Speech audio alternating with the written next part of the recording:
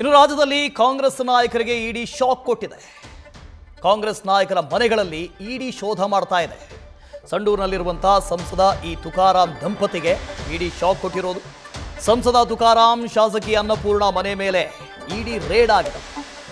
ಇಷ್ಟು ಮಾತ್ರ ಅಲ್ಲ, ನಾರಾ ಭರತ್ ರೆಡ್ಡಿ, ಶಾಸಕ ಕಂಪ್ಲಿ ಗಣೇಶ್, ಶ್ರೀನಿವಾಸ್ ಇವರ ಮನೆ ಮೇಲೂ ಕೂಡ ಇಡಿ ದಾಳಿಯಾಗಿದೆ. ಜೊತೆಗೆ ಬೆಂಗಳೂರಿನ ಮಾಜಿ ಸಚಿವ ನಾಗೇಂದ್ರ ಕಚೇರಿಯಲ್ಲೂ ಕೂಡ ಶೋಧ ಮಾಡ್ತಾ ಇದೆ ಇಡಿ. ಲೋಕಸಭಾ ಎಲೆಕ್ಷನ್ಗೆ ಅಕ್ರಮದ ಹಣ ಬಳಕೆಯಾಗಿದೆ ಅನ್ನೋ ಆರೋಪ. ವಾಲ್ಮೀಕಿ ನಿಗಮದ ಹಗರಣದ ಸಂಬಂಧ ಈ ಇಡಿ ರೇಡ್ ಆಗಿರೋದು.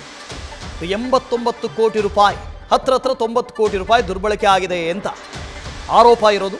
ಒಟ್ಟು 187 ಕೋಟಿ ರೂಪಾಯಿಯಲ್ಲಿ ಇಷ್ಟೊಂದು ಹಣ ದುರ್ಬಳಕೆ ಆಗಿದೆ. ದುರ್ಬಳಕೆ ಆಗಿದೆ ಅಂತ ಹೇಳಿದ್ದು ಯಾರು? ಸ್ವತಃ ಮುಖ್ಯಮಂತ್ರಿಗಳು ಒಪ್ಕೊಂಡಿದ್ದು. ವಿಧಾನಸಭೆಯಲ್ಲಿ ಉತ್ತರ ಕೊಡ್ತಾ 187 ಅಲ್ಲ ರೀ, 89 ಕೋಟಿ ಅಂತ ಹೇಳಿದರು. ಅಲ್ಲಿಗೆ 90 ಕೋಟಿ ರೂಪಾಯಿ ಹತ್ರ ವಾಲ್ಮೀಕಿ ಹಗರಣ ಆಗಿತ್ತು. ಈ ಹಗರಣಕ್ಕೆ ಸಂಬಂಧಪಟ್ಟ ಹಾಗೆ ಚಂದ್ರಶೇಖರ್ ಅನ್ನುವಂಥ ಅಧಿಕಾರಿ ಆತ್ಮಹತ್ಯೆಗೆ ಶರಣಾಗಿತ್ತು. ನೆನ್ಪಿಟ್ಕೊಳ್ಳಿ, ಈ ಸರ್ಕಾರ ಬಂದ ಮೇಲೆ ಮೊದಲ ತಲೆದಂಡ ಆಗಿತ್ತು ಇದೇ ಪ್ರಕರಣದಲ್ಲಿ ಸಚಿವ ನಾಗೇಂದ್ರ ಅವರದ್ದು.